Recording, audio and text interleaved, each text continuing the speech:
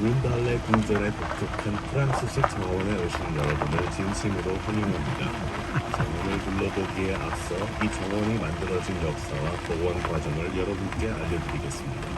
룬달레라는 이 궁전의 이름은 평화의 계곡이라는 뜻의 독일의 진영인 유엔팔에서 유래되었습니다. 룬달레 궁전의 부지는 15세기 말에 이미 갖춰져 있었으며 1509년에서 1681년까지 폰 그로투스 가문이 이 부지를 소유했습니다. 최초의 룬달레 궁전은 16세기에 지어진 중세 건물이며 연못의 북쪽에 있습니다. 그 건물의 기초가 최근에 발견되었는데 한때 집안 하인들의 거처로 사용되었고 현재는 게스트하우스로 사용 중인 알타마야의 건너편에서 보실 수 있습니다. 에른스트 요한 비고는 1735년에 룬달레 궁전을 구입했습니다. 그는 이전 궁전을 철거한 뒤 이전 건물에 있던 돌, 벽돌, 심지어 모르타르까지 사용해서 새로운 궁전을 건설했습니다.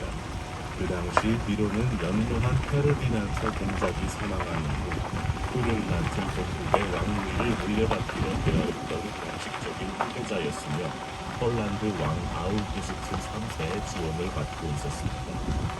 그리고 바로 이 룬달레에 장래의 포르란트의 통치자를 위한 에르샤우 궁전 같은 여름 거주지가 건설된 것입니다.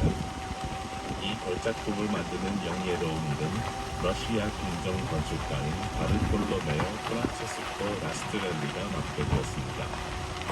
라스트렐리의 정원 설계 프로젝트는 1736년부터 1740년까지 궁전 건축과 함께 진행되었으며 20세기까지 정원은 최초의 설계를 그대로 이어지었습니다. 프랑스식 정원의 주된 특징 중 한 가지는 3개의 고지가를 둘러싸고 있는 화려한 화단입니다. 이 화단은 이번 모양의 부분이 가지는 태양의 붉은 벽돌과 흰색 다리로 이루어집니다. 그리고 전기로 이루어져 있습니다. 주변은 1777년에 지어졌지만 현재까지 적용하지 않았으며 2008년이 되어서야 이제 하나가 처음으로 가동되기 시작했습니다. 이러한 화단은 일반적으로 왕궁 바로 옆에 위치하고 있어서 창가에서 바로 내다볼 수 있는데 룬달레 궁전의 경우에는 동작의 침실 발코니 문에서 화단을 내다볼 수 있습니다. 프랑스식 정원의 기하 목적으로 또 정원의 외침적인 전체 형태를 감상하기에는 그런 높은 곳이 가장 좋습니다. 룬달레 궁전의 장미원은 2005년에 착공되었습니다. 장미원의 면적은 1헥타르이고 정원의 양쪽 면을 따라 있습니다. 이곳은 건축가 바르톨로메오 프란체스코 라스트렐리가 설계한 것입니다. 18세기에는 이곳 포르란트 공작의 정원을 분재 장미만으로 증식했기 때문에 장미를 심지 않았었습니다. 정원을 복원한 후 처음에는 라일락으로 이곳을 채우려고 했지만 장미를 심는 것으로 계획이 변경되었습니다. 궁전에서 가장 가까운 곳에는 고전 장미를 떠올리게 하는 영국 장미가 심어져 있습니다. 현재 장미가 자라고 있는 구역은 장미의 색깔로 구분되어 있습니다. 이 장미들은 육종가별 그리고 국가별로 구분된 52개의 구역의 원형으로 심어져 있습니다. 여기서 17개국 출신의 육종가 72명이 키워낸 다양한 장미들을 볼 수 있습니다. 정원의 가장 먼 쪽에 있는 6구역에는 고전 장미가 자라고 있습니다. 현재 룬달레 궁전의 정원에는 약 2,400종의 장미가 자라고 있는데 그중 670종은 고전 장미입니다. 고전 장미는 보통 5월 하순에서 7월 중순까지 1년에 한 번 피며 현대 장미는 서리가 내릴 때까지 뛰어납니다. 지금까지 남아있는 유일한 건물은 건축가 세버린 젠슨이 지은 정원사의 집으로, 이 건물은 처음에는 온실로 개혁되었지만 결국 정원사의 집으로 바뀌게 되었습니다. 오늘날에는 정원 근로자들이 이 건물을 사용합니다. 정원사의 집의 맞은편에는 파란 장미 화단이 있는데 여기에는 매년 푸른색과 라일락색의 꽃들이 피어납니다. 문달레 궁전의 정원사가 주인을 위해 푸른 장미를 만들어냈다는 사실을 알고 계십니까? 이 궁전에 내려오는 전설에 따르면 그렇다고 합니다.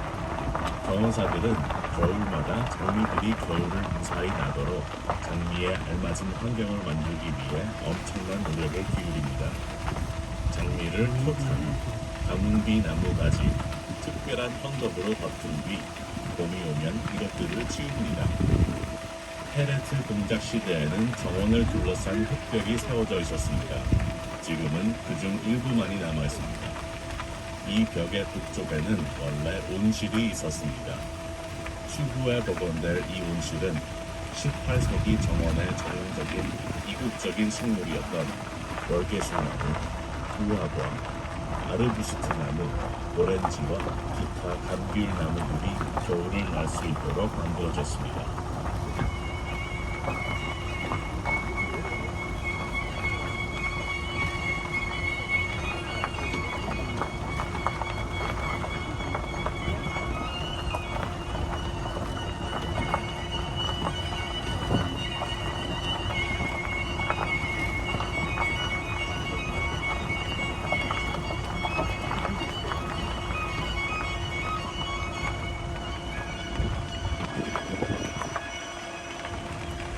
상대적으로 작지만 운하에 둘러싸인 10헥타르 넓이의 프랑스식 정원에는 바로크식 정원의 특징인 장식용 화단, 즉 보스케라고도 불리는 산울타리로 둘러싸인 숲, 녹색 극장, 파고라 및 파빌리온이 모두 갖춰져 있습니다. 정원을 걷다 보면 남서쪽 모퉁이에서 바로크식의 정원의 전형적인 특징인 미로 모양으로 만들어진 미로 보스케를 찾을 수 있습니다. 이곳에 심어진 식물들은 중간 정도 키에 이파리 색이 다양한 나무들입니다. 소나무로 만들어진 산울타리는 깍진 듯한 모양을 하고 있습니다. 어린이 방문객들은 인근에 있는 놀이터 보스케에서 복원된 과거의 놀이터 장식을 볼 수 있습니다. 어린이의 상상력을 키우기 위해 여기에는 자연적으로 독특한 형태를 띠게 된 식물들과 인위적으로 형태를 고정시킨 나무들이 모여 있습니다. 이곳의 산울타리는 서양 까치밤나무로 만들어져 있습니다. 파도라 또는 녹색 해랑은 원래는 보리수로 지어졌지만 오늘날에는 금속 부모지를 감싸는 포도덩굴, 밤쟁이 덩굴, 그리고 다른 동물 식물들로 이루어져 있습니다. 궁전의 남쪽 정면에서 시작되는 5개의 방사형 산책로는 프랑스식 정원을 가로질러 숲공원 또는 사냥공원으로 이어집니다. 룬달레 궁전의 숲공원의 넓이는 32헥타르입니다. 룬달레 궁전은 공작의 여름 궁전이자 사냥터 성으로 개혁되었기 때문에 라스트렐리의 원래 계획에 있던 여름 숲은 훨씬 컸습니다. 하지만 19세기에 동쪽의 숲에 있던 나무들을 농사를 위해 베어냈습니다. 숲공원에는 1812년에 룬달레에 위치한 병원에서 사망한 러시아와 프랑스의 군인들이 내장되어 있습니다. 겨울 연못 근처에 있는 꽃나무 보스케에는 18세기에 사랑받던 나무들과 다연생 꽃들이 모여 있습니다. 기록된 문서들을 통해 공원 조성과 관련된 광범위한 정보들을 얻을 수 있지만 어떤 식물들이 선정되었는지 알아보려면 공작에게 배달되었거나 입수된 식물에 대한 개별 문서들을 살펴보아야 합니다. 그 문서들에는 공작의 정원을 위해 필요한 꽃들과 온실 식물들이 언급되어 있는데 이를 살펴보면 푸르란트 공작의 정원에는 정원 설계에 대한 18세기의 문헌에 기록되었거나 추천받은 나무들을 정원의 기후 조건을 고려하지 않고 심었다는 점을 알 수 있습니다. 동작의 과일 정원에는 살구나무와 복숭아나무도 있었습니다. 타고라 교차로에 있는 황금 꽃병 보스케에는 여름 카페가 열렸습니다. 이 보스케에는 노란 꽃이나 노란 잎을 가진 식물들을 골라 심었습니다. 동쪽 보스케에는 18세기에 인기를 끌던 중국 스타일의 파빌리온이 세워졌습니다. 이곳은 여름에는 공중 화장실로 사용됩니다. 작은 정원에는 술안목, 낮은 소나무와 벚나무들로 이루어진 산울타리가 심겨 있습니다. 기념 보스케에는 1차 세계대전에서 사망한 병사들의 묘지가 있습니다. 이곳에는 1차 세계대전과 1812년 전쟁에서 사망한 병사들을 기리는 두 개의 기념비가 정원의 최초 계열과 조화를 이루며 세워져 있습니다. 이 기념비들은 독일과 프랑스에서 작은 지원을 받아 세워졌습니다. 에타 보스케라는 이름은 과거 이곳에서 자랐던 야생 마르타곤 나리에서 유래했습니다. 현재 이곳에는 건너편에 있는 미로 보스케와 대칭을 이루어 나무들이 심어져 있습니다. 이 나무들은 사냥터 공원과 운하 건너편의 벚갈나무 공원의 나무와 비교했을 때 중간 정도 높이로 자라게 될 것입니다. 서나무로 만들어진 산울타리는 깎아놓은 모양을 하고 있습니다. 녹색 극장은 600석 규모의 계단식 잔디 백석이 있는 원형 극장입니다. 이 극장의 무대는 소나무 덩굴 산울타리로 둘러싸여 있습니다. 파빌리온은 유럽식 정원 양식대로 설계되었습니다.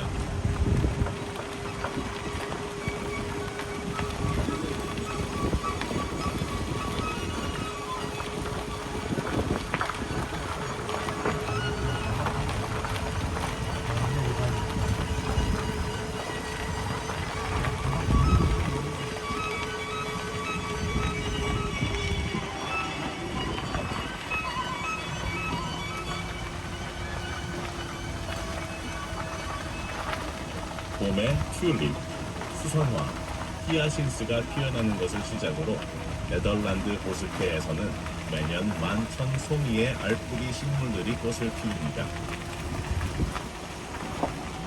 중앙 통로를 따라 그 옆에 위치한 나일락 보스케에는 라트비아의 육종가들이 재배한 나일락이 심겨있고 그 옆에서는 호박나무, 수국과 병꽃나무가 자랍니다. 파란 보스케는 라스트밸리의 계획에 따라 만들어졌습니다. 여기에는 흰색과 파란색 꽃을 피워내는 단연생 식물이 휘감겨 있는 정자가 있습니다. 1795년에 마지막 푸르란트 공작이었던 페트르가 왕위를 포기하면서 푸르란트 공국은 러시아 제국의 일부가 되었습니다. 공작은 비르차바 성에서 마차를 타고 떠난 뒤 다시는 푸르란트로 돌아오지 않았습니다. 푸르란트 공국이 멸망한 이후 러시아의 여제 예케타리나 2세는 브룬달레 부지와 궁전을 자신이 소개했던 발레리안 주보프 공작에게 하사했습니다. 하지만 공작의 죽음 이후 10년이 채 안 되어 그의 형제인 플라톤 주보프 공작이 이 궁전과 정원을 물려받게 되었습니다. 플라톤 주보프는 1822년에 브룬달레 성에서 사망했습니다. 55세의 젊은 나이에 갑작스럽게 사망하자 사실은 그가 자살한 것이 아니냐는 여러 가지 설이 생겨났습니다. 19세기에는 공작이 앉아서 독을 마셨다고 알려진 의자에 대한 얘기가 떠돌았고 20세기에는 공작이 목을 메었다고 하는 침실벽의 고리에 대한 이야기가 인기를 끌었습니다. 플라톤 주보프 공작 사망 후 그의 부인이었던 테클라가 푸르란트의 땅을 소유하게 되었습니다. 곧 그녀는 안드레이 슈발로프 백작과 결혼했고 브룬달레 궁전은 1920년 농촌 개혁 때 다시 이미 설립되어 있었던 라트비아 정부의 소유가 될 때까지 슈발로프 가문의 소유로 남아있었습니다. 슈발로프 시대부터 지금까지도 브룬달레 궁전에 하얀 수녀가 나타난다는 이야기가 있습니다. 그 이야기는 백작의 궁정 의사에 대한 것인데 그 의사에게는 어린 나이에 병이 들어 죽은 아름다운 딸이 있었다고 합니다. 슬픔에 잠긴 의사는 딸의 사망 원인을 밝히지 못하게 되자 장례식 전에 딸의 시체를 지하실에 숨겼습니다. 그러나 아무에게도 딸의 시체를 숨긴 위치를 말하지 못한 채로 이사도 갑자기 죽게 되었습니다. 그리하여 이사의 딸의 영혼은 아직도 평안히 쉴 곳을 찾기 위해 궁전 이곳저곳을 떠돌아다니고 있습니다. 다행히도 궁전공원은 일반 정원 대신 경관공원을 배치한 19세기 유럽의 유행을 따라가지 않았습니다. 그리하여 공원은 라스트밸리의 성기안을 그대로 유지했고 1차 세계대전 전까지 정기적으로 관리를 받게 되었습니다. 1차 세계대전 이후 공원은 황폐해졌습니다. 1920-30년대에 공원 청소가 시작되었습니다. 산책로를 수리하고 새로 만드는 반면 수로를 타고 정원을 만들기 시작했으며 정원 중앙에 연못과 함께 잔디밭을 심었습니다. 하지만 여전히 대부분의 식물은 우성이 자라있는 상태였습니다. 오랫동안 궁전 부지는 학교로 사용되었고 궁전에서 가장 가까운 공원의 일부는 운동장으로 바뀌었습니다. 그리고 1976년에 공원 재건축이 시작되었습니다. 프랑스식 정원을 온전히 재건하기 위해 오래된 나무를 모두 베어내고 점차 산책로와 통로를 만들었으며 1984 에비로서 처음으로 의미 있는 나무를 주변 통로에 심었습니다. 말 그대로 텅 비어있던 공간에 여러분께서 현재 보고 계신 것들을 만들기 위해 수십 년 동안 막대한 노력이 기울여졌습니다. 하지만 공원 재건은 아직 완료된 것이 아닙니다. 사실 이 공원의 재건에는 끝이 없다고 할 수 있습니다. 정기적으로 손질하고 관리해야만 끊임없이 변화하는 이 정원의 작품들을 상생하게 보존할 수 있기 때문입니다. 이제 룬달레 궁전 정원의 견학이 끝나가고 있습니다. 이번 방문이 만족스럽고 유익한 견학이었기를 바랍니다. 방문해주셔서 감사드리며 이곳 룬달레에서 유익할 곳이 만나기를 바랍니다.